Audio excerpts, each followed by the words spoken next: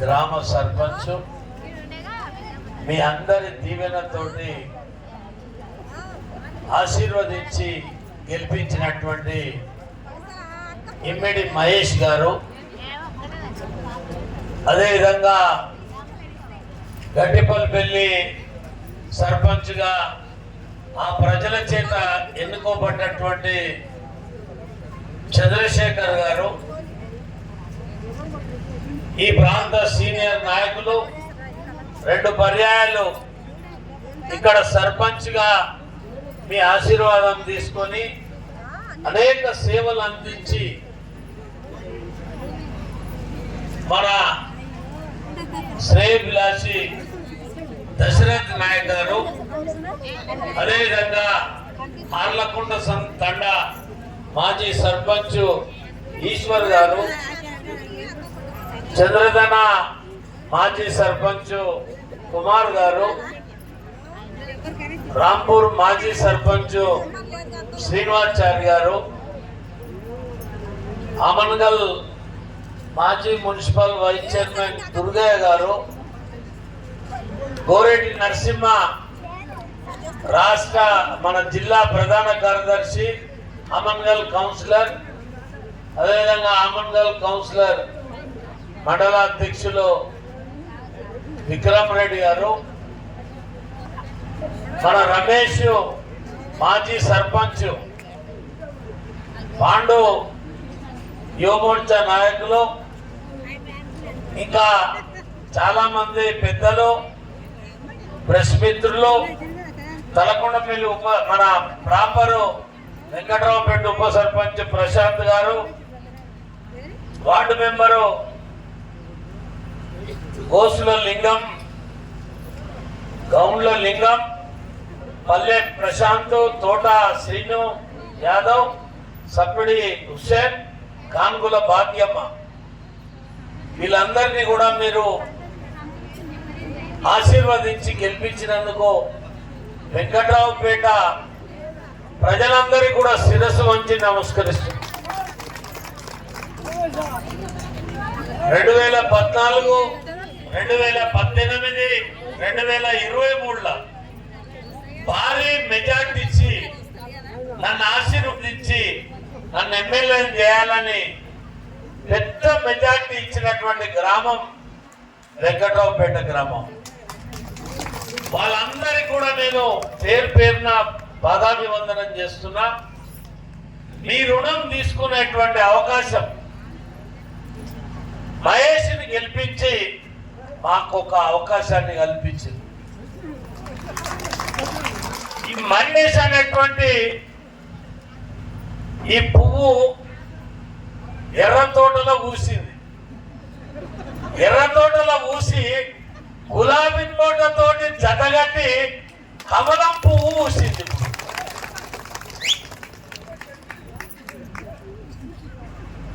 కాబట్టి ఎర్ర జెండాలున్న మంచితనాన్ని, గులాబీలున్నటువంటి మంచితనాన్ని, రెండింటి మంచితనాన్ని తీసుకొని ప్రజలకు మంచి చేయడానికే నీకు ఒక అవకాశం వచ్చింది. చిన్న ఏజ్లో మహేష్ దగ్గర నుంచి ఒక 5-10 ఏళ్ల నుంచి చూస్తున్నా. ఎక్కువ మాట్లాడు, ఎవరన్నా ఎక్కువ మాట్లాడితే అడిగి వెళ్ళిపోతాడు.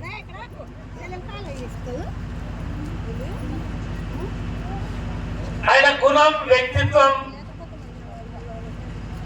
ఇలా ప్రజలు అర్థం చేసుకొని ఎంత కాంపిటీషన్ ఉన్నా, ఇలా కాంగ్రెస్ ప్రభుత్వం అనేక ఆశలు పెట్టిన, కులాలను విభజించారు, మతాలను విభజించారు, ఈ ఇల్లుని భార్య భర్తల్ని కూడా విభజించారు. అయినా కూడా ధర్మం గెలిచింది. నేను రేపు పొద్దుగాల ఓట్లు పడితే గడ్డిపల్లికి వెళ్ళి వస్తూ వాళ్ళ ఇంటికాడ కూర్చున్నాం. 10-20 మంది ప్రశాంతంగా కూర్చున్నాడు. అంత ఆలోచన చేస్తున్నాడు. కార్యకర్తలు టెన్షన్ పడుతున్నారు, ప్రజలు టెన్షన్ పడుతున్నారు. నమ్మినోడు మోసం చేసిండు, కానీ తను మాత్రం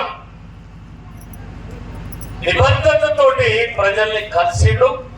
ఒక భారీ మెజార్టీ తోటి వెంకట్రావుపేటలో గెలిచి దానికి సహకరించిన పార్టీలకు ప్రజలకు అందరికీ కూడా ధన్యవాదాలు తెలుపుతున్నాం. ఇలా మహేష్ గెలిచిండు, ఓడినా గెలిచినా మన లక్ష్యం ప్రజలకు పనిచేయాలి. ఇవాళ నీకు ఒక మంచి అవకాశం వచ్చింది. ఇంకో 20-30 ఏళ్ళు రాజకీయం చేసే అవకాశం వచ్చింది. ప్రజలు కానీ పార్టీ కానీ ఒక బాధ్యత ఇచ్చినప్పుడు ఆ బాధ్యతని సరిగ్గా నెరవేర్చినప్పుడే మళ్ళీ ఇంకో బాధ్యతను అప్పచెప్తాడు. ఇలా నెంబర్ గెలిచినాక, సర్పంచ్ గెలిచినాక వాడేంది వీడేంది, ఇక నేనే పెద్ద మోతవారిని, నేను ఇక సర్పంచ్ ఏం చెప్తా అది ప్రజలు ఏం చెప్తా చేయాలి. ప్రజల కోరికని మనం అర్థం చేసుకొని చేయాలి. సర్పంచ్ ఒక వీటో పవర్ ని ఉపయోగించొద్దు. బలవంతంగా నేను చెప్తున్నా ఇది వినాలని రాని అనవద్దు. మన వెంకట్రావుపేట ప్రజల యొక్క మనసులో ఏముందో గుర్తించి మనం అట్లా ముందుకు నడవాలి. నిజాయితీగా నిస్వార్థంగా చెప్పదలుచుకుని చేయదలుచుకుని ప్రజల సమక్షంలో చెప్పాలి.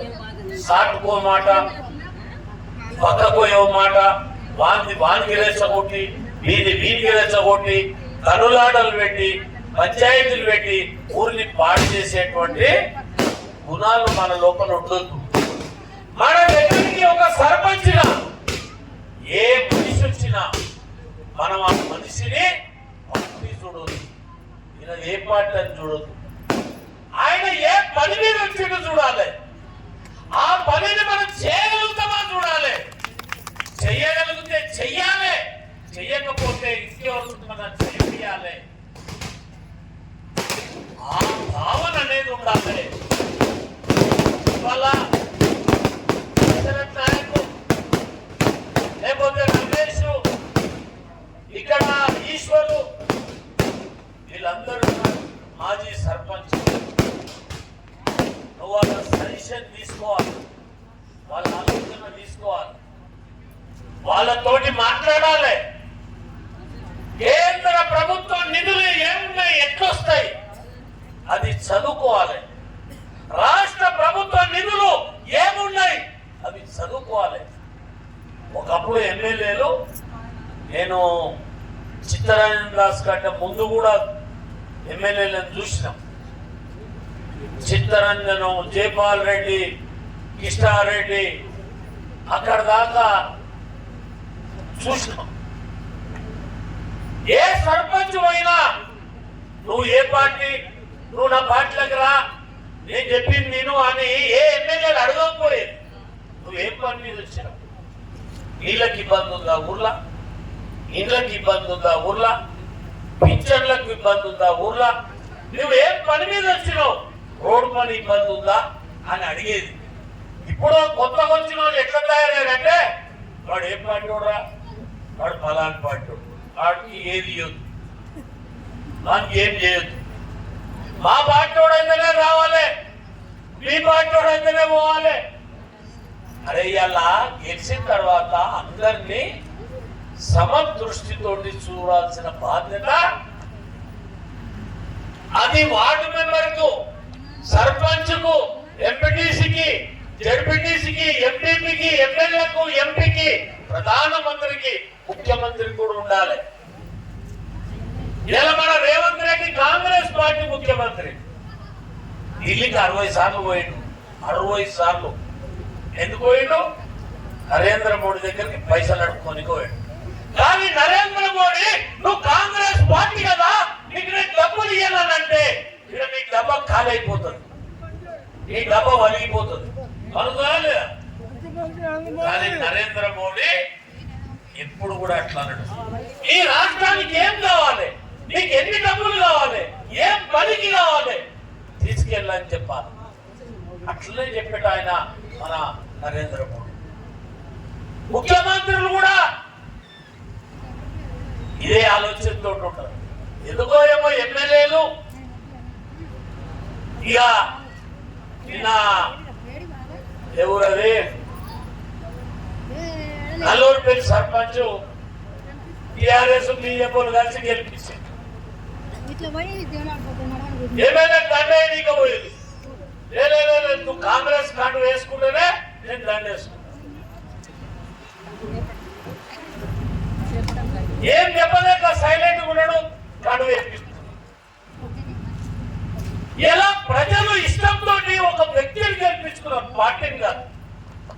ఈ వ్యక్తి ఉంటే మేము కలిసినప్పుడు మాకు పనిచేస్తాడు, ఈ వ్యక్తి ఉంటే మమ్మల్ని అందరినీ సమానంగా చూస్తాడు, ఈ వ్యక్తి ఉంటే ఎవరికన్నా అన్యాయం అయితే రాత్రి పగలు మా ఎంబడి ఉంటాడని గెలిపించుకుంటాడు.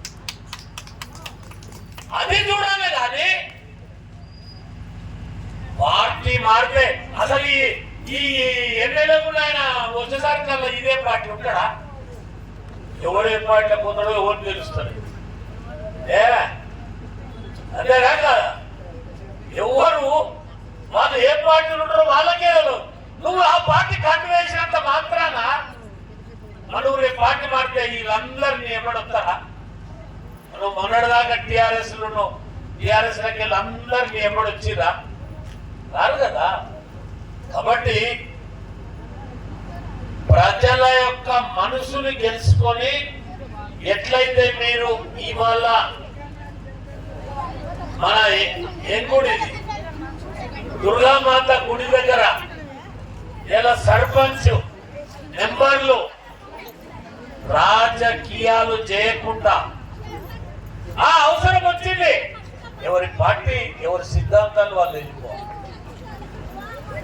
ఇవాళ నేను మహేష్ని ఒకటే కోరుతున్నా, ఇవాళ నీ మీద ఎంత ప్రేమ ఉందో, నీ మీద ఎంత ప్రేమతోటి గెలిపించుకున్నారో, నువ్వు 5 ఏళ్ల తర్వాత దిగిపోయేటప్పుడు కూడా వీళ్ళ ప్రేమ అట్లనే ఉండాలి. దాని కొరకు నువ్వు ప్రయత్నం చేయాలి. ఇలా వెంకట్రావు పెట్ల చాలా మంది కష్టపడ్డారు. మా గురికి ఎందుకంటే ఏడున్నాడు ఆయన మీరు రాములు